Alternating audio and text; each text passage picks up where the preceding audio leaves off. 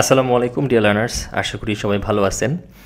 আজকেও আমরা বরাবরের মতো মার্কেটপ্লেসের বাইরে ক্লায়েন্ট আউটরিচ করার একটা এপিসোড নিয়ে আসছি। আমরা আজকের ভিডিওটাতে স্পেসিফিক্যালি দেখব কিভাবে মার্কেটপ্লেসের বাইরে ক্লায়েন্ট আউটরিচ করার জন্য আপনি সার্টেন কিছু ইন্ডাস্ট্রি এবং সেই ইন্ডাস্ট্রির কিছু ক্যাটাগরি চুজ করতে পারবেন। কারণটা কি? কারণটা হলো আপনি নিশ্চয়ই মার্কেটপ্লেসের বাইরে ক্লায়েন্ট আউটরিচ করতে নেমেই সারা দুনিয়া জোড়া ক্লায়েন্ট খুঁজবেন না। আপনাকে পার্টিকুলারলি কোনো একটা এরিয়াতে যাইতে হবে, কোনো একটা ইন্ডাস্ট্রিতে যাইতে হবে। যেমন আপনি যদি ইন্ডাস্ট্রির কথা ধরেন, আপনি আজকে ধরেন ফুড ইন্ডাস্ট্রি ধরলেন, কালকে পেট ইন্ডাস্ট্রি ধরলেন, পরের দিন স্টেশনারি ধরলেন, পরের দিন ম্যানুফ্যাকচারিং ইন্ডাস্ট্রি ধরলেন, পরের দিন আইটি ইন্ডাস্ট্রি ধরলেন। এইভাবে করলে কিন্তু হবে না। স্পেসিফিক ইন্ডাস্ট্রি ধরে ধরে আপনাকে কাজ করতে হবে। আপনি পেট ইন্ডাস্ট্রি ধরেন, আপনি পেট ইন্ডাস্ট্রিতে হার্ডওয়ার্ক করেন, 1 মাস 1.5 মাস 2 মাস লেগে থাকেন, দেখেন এখান থেকে কেমন রিটার্ন অফ ইনভেস্টমেন্ট আসে। পেট ইন্ডাস্ট্রিতে আপনি সাকসেসফুল হন নাই, এরপর আপনি ইন্ডাস্ট্রি সুইচ করেন। আমাদেরকে ইন্ডাস্ট্রিটা চুজ করতে হবে বা অ্যানালাইসিস করতে হবে। এটার জন্য আমাদের হাতে কিছু প্রুভেন ডেটা থাকা লাগবে। কেউ যদি আমাদেরকে জিজ্ঞেস করে, লেটস সে আমি আজকে করতেছি, ক্লায়েন্ট আউটরিচ করতেছি মার্কেটপ্লেসের বাইরে, আমি মনে করেন এসি রিমোট নিয়ে কাজ করতেছি। এখন এসি রিমোটটা কিসে পড়তেছে? ইলেকট্রনিক আইটেমের মধ্যে পড়তেছে। মানে আমি ইলেকট্রনিক ইন্ডাস্ট্রিতে ক্লায়েন্ট আউটরিচ করতেছি। এখন কেউ যদি আমাকে আস্ক করে, জানাফ তুমি যে ইলেকট্রনিক ইন্ডাস্ট্রিতে ক্লায়েন্ট আউটরিচ করতেছো, তুমি কতটা কনফিডেন্ট যে ইলেকট্রনিক ইন্ডাস্ট্রির লোকজন তোমার সার্ভিসটা নিবে? আমার কনফিডেন্স লেভেলটা তখনই বেশি থাকবে যখন আমার হাতে প্রুভেন স্ট্র্যাটেজি থাকবে। আমি তাকে দেখাতে পারবো যে দেখো, অলরেডি ইলেকট্রনিক ইন্ডাস্ট্রির লোকজন কিন্তু এসিও সার্ভিস নিচ্ছে, এই জন্য আমি এই ইন্ডাস্ট্রিতে ক্লায়েন্ট আউটরিচ করতেছি, আই থিঙ্ক আমিও সাকসেসফুল হব। এই যে প্রুভেন স্ট্র্যাটেজিটা, এইটা আপনি কিভাবে মেক করতে পারবেন সেই বিষয়টা নিয়ে আজকে আলোচনা করব। এবং আজকের ভিডিওটা শেষে আপনি দুটো জিনিস জানতে পারবেন। এক, কিভাবে একটা ইন্ডাস্ট্রি আপনি চুজ করতে পারবেন ফর শিওর, যেখান থেকে আপনি ইনশাল্লাহ ক্লায়েন্ট পাবেন। আর দুই, ওই ক্লায়েন্ট পার্সোনা বা ক্লায়েন্ট অ্যাভাটার, বায়ার্স পার্সোনা বানানোর জন্য আমরা যে একটা শিট বানাইতে চাচ্ছিলাম, এই বায়ার্স পার্সোনা বা ক্লায়েন্ট অ্যাভাটারটা আরও স্পেসিফিক্যালি আমরা কীভাবে বানাইতে পারবো সেটা জানতে পারবো ইনশাল্লাহ। আমরা সরাসরি কাজে চলে যাচ্ছি। দেখেন, আপনি যখন ইন্ডাস্ট্রি চুজ করতে যাবেন বা ক্লায়েন্ট আউটরিচ করতে যাবেন, ক্লায়েন্ট অ্যাভাটার বানাইতে যাবেন, তখন একটা ওয়েবসাইটকে আপনার ভেজে খেয়ে ফেলতে হবে, সোজা কথা। সেই ওয়েবসাইটটা হচ্ছে clutch.co। এই clutch.co হচ্ছে ইউএসএ বেসড একটা ওয়েবসাইট, যারা বিভিন্ন বিজনেসের রিভিউ গ্যাদার করে এবং বিভিন্ন সার্ভিসের রিভিউ গ্যাদার করে। মানে ধরেন আমি একটা সার্ভিস দিচ্ছি, লেটস সে আমি এসইও সার্ভিস দিই, আমি অ্যাজ এন এজেন্সি যে কোম্পানিজগুলোকে এসইও সার্ভিস দিচ্ছি, সেই কোম্পানিগুলো এই ক্লাচের থ্রুতে আমাকে রিভিউ দিবে, বুঝতে পারছেন? আবার আমিও যখন সার্ভিস বিক্রি করব, তখন এই ক্লাচের থ্রুতেই বিক্রি করব। সো ক্লাচ হচ্ছে একটা থার্ড পার্টি মিডিয়া বলতে পারেন। অ্যাকচুয়ালি এটা থার্ড পার্টি মিডিয়া না, ওরা রিভিউ গ্যাদার করে। সেই রিভিউগুলো দেখে আসলে বোঝা যায় কোন এসইও এজেন্সিটা ভালো কাজ করতেছে, এবং সেই এসইও এজেন্সি যেই কোম্পানিজগুলোকে অলরেডি সার্ভিস দিছে, সেই কোম্পানিগুলো সেই এজেন্সি সম্পর্কে কী কী বলছে। আমাদের যে এভিডেন্স কালেক্ট করার বিষয়, আমরা এখান থেকেই এভিডেন্স কালেক্ট করব। সেটা কীভাবে করব? আমি আমার এক্সাম্পল সবগুলোই প্রিভিয়াস ভিডিওতে এসইও দিয়ে দিছি, বিকজ অফ আমি এসইওতে কাজ করি। আপনি জাস্ট এসইওর এক্সাম্পলটা দেখে আপনি যে ইন্ডাস্ট্রিতে কাজ করতেছেন, আপনি যে সার্ভিসটা দিতেছেন, সেই সার্ভিসের মতো করে অ্যানালাইসিস করবেন। ধরেন আমি এসইও সার্ভিস দেই, তো প্রথমে আমি ক্লাস থেকে খুঁজে বের করব এসইও ফার্ম, কিছু এসইও ফার্ম আমি খুঁজে বের করার চেষ্টা করবো। লেটস সে আমি এখানে এসইও স্টার্ট করতেছি, এসইও লোকেশন, অ্যানি লোকেশন, দেন গেট স্টার্টেড। আচ্ছা, এখান থেকে দেখেন অনেকগুলো এসইও কোম্পানিজ চলে আসছে যারা এসইও সার্ভিস প্রোভাইড করে। এখন আমরা ইন্ডাস্ট্রি চুজ করব কিভাবে? দেখেন, ওয়েব এফএক্স একটা এসইও এজেন্সি, ওর 372টা রিভিউ আছে। আমরা রিভিউগুলো অন করব। এই যে রিভিউগুলো যারা দিছে, আপনার একটা জিনিস কনফিডেন্ট থাকতে হবে যে বিষয়টার উপরে, সেটা অনেক ওয়েবসাইটই আছে যে সমস্ত ওয়েবসাইট রিভিউ কিনে, বাট ক্লাচ খুবই লেজিট, খুবই অথেন্টিক একটা ওয়েবসাইট, এখান থেকে কেউ সার্ভিস না নিয়ে রিভিউ দিতে পারে না। মানে বিষয়টা এরকম না যে এই যে ওয়েব এফএক্স যেটা একটা এসইও এজেন্সি, তোকে রিভিউ দিছে কারা? এই যে ওরা একটা রিভিউ দিছে, ওরা কারা? ওরা একটা কনস্ট্রাকশন ইন্ডাস্ট্রি বেসড একটা বিজনেস।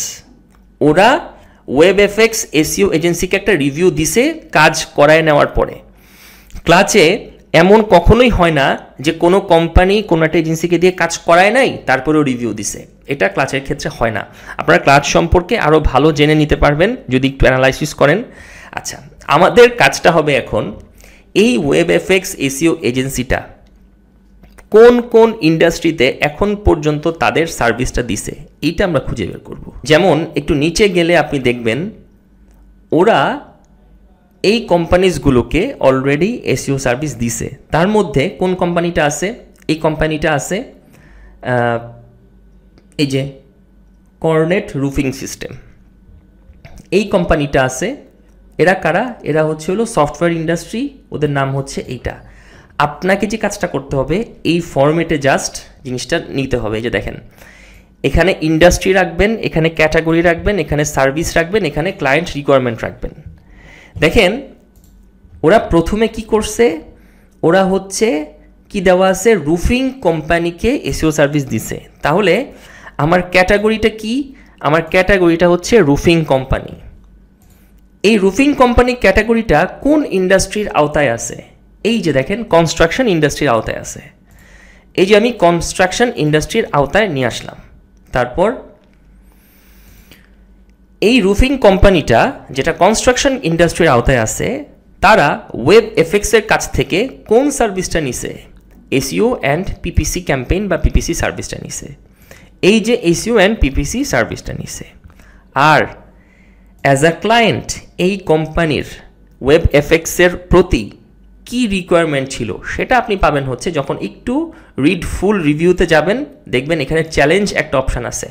মানে ওয়েবএফএক্সকে ওরা কি চ্যালেঞ্জ দিছিল? চ্যালেঞ্জ দিছিল ওদের এসইও এবং পিপিসিটা ইমপ্রুভ করার জন্য। এই ইমপ্রুভ এসইও অ্যান্ড পিপিসি, এটা তাদের আলটিমেট রিকোয়ারমেন্ট ছিল।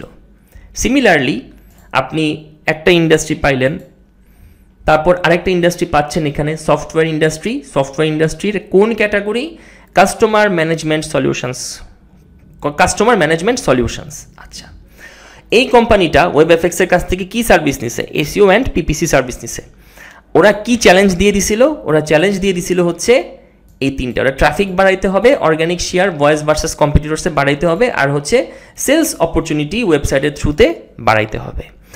এই অ্যানালাইসিসটা যত আপনি করতে থাকবেন আপনার এই শিটটা ভরতে থাকবে এবং একটা সময় পরে আপনার এই যে ইন্ডাস্ট্রি লিস্ট এখন এই 4টা হয়েছে, এই ইন্ডাস্ট্রি লিস্ট একটা সময় পর 50টা হবে, 100টা হবে, 200টা হবে, 400টা হবে, 500টা হবে।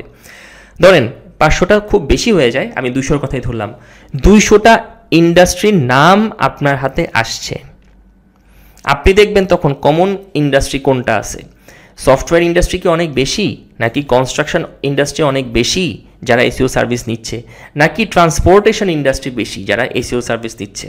ধরেন 200টার মধ্যে কনস্ট্রাকশন ইন্ডাস্ট্রি পাইছেন আপনি 50টা, সফটওয়্যার পাইছেন 30টা, ইঞ্জিনিয়ারিং পাইছেন 2-4টা, বাকিগুলা ইন্ডিভিজুয়ালি পাইছেন। আপনি কিন্তু অলরেডি একটা প্রুভেন ডেটা আপনার হাতে আছে যে কনস্ট্রাকশন ইন্ডাস্ট্রিগুলো এসইও সার্ভিস নেয়।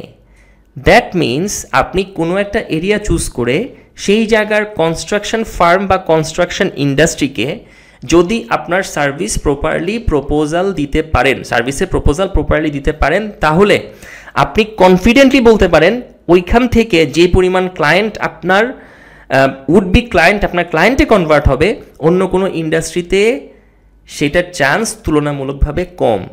এই ডেটাটা, এই প্রুভেন ডেটাটা হাতে নিয়ে আপনি যদি কনস্ট্রাকশন ইন্ডাস্ট্রিতে 2 মাস 3 মাস আউটরিচ করেন, আপনার কি মনে হয় এখান থেকে আল্লাহ আপনাকে খালি হাতে ফিরিয়ে দিবে? আমার কিন্তু সেটা মনে হয় না এবং আল্লাহ তাআলা আমাকে ফিরিয়ে দিচ্ছেও না। আমি অলরেডি এই ঘটনাগুলো আমি বলে ফেলছি। বিগত 4-5 মাস ধরে আউটরিচ আমি করতেছিলাম না, বাট এই মাসের 1 তারিখ থেকে রিসেন্টলি আউটরিচ শুরু করে এই মেথডে করতে করতে আমি কিন্তু আল্লাহর রহমতে বেশ ভালো রেসপন্স পাচ্ছি এবং অনেকেই আমার যে ভিডিওসগুলো আছে এগুলো দেখে আমাকে মেসেজ করতেছে, তারাও কিন্তু ভালো রেসপন্স আল্লাহর রহমতে পাচ্ছে। সো এইভাবে কন্টিনিউ করতে থাকেন।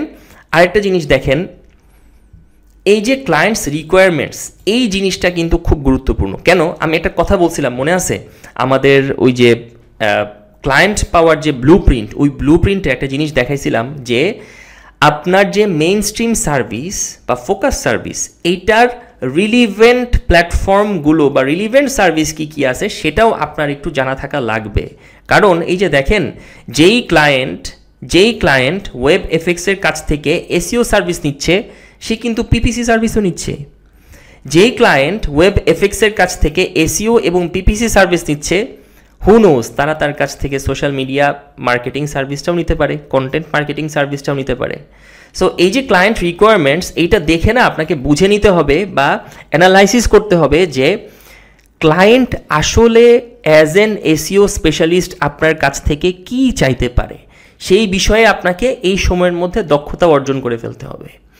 তো এইটা হচ্ছে একটা প্রুভেন ওয়ে ইন্ডাস্ট্রি চুজ করার জন্য। আরেকটা বিষয় বলে রাখি, এইখানে আপনি আরেকটা কলাম বাড়াইতে পারেন, সেটা হচ্ছে লোকালিটি বা এরিয়া দিয়ে। এই যে দেখেন, এইখানে যে কোম্পানিজগুলো অলরেডি ওয়েব এফএক্স এসইও এজেন্সির কাছ থেকে এসইও সার্ভিস নিচ্ছে তাদের অ্যাড্রেসটাও কিন্তু দেওয়া আছে। যে দেখেন, কোনোটা অ্যারিজোনা, তারপর এটা হচ্ছে আপনার কানাডা, এটা হচ্ছে আপনার ম্যারিল্যান্ড, এটা হচ্ছে আপনার নর্থ ক্যারোলিনা।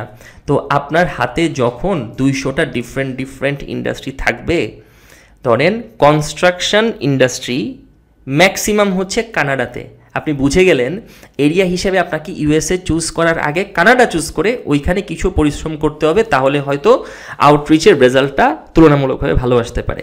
সো আপনারা এখানে আরেকটা কলাম ক্রিয়েট করে কান্ট্রি বা এরিয়া দিয়ে বা জিওগ্রাফি দিয়ে অ্যাড করে নিতে পারেন, ওই কান্ট্রিটাও আপনারা এইভাবে চুজ করতে পারেন।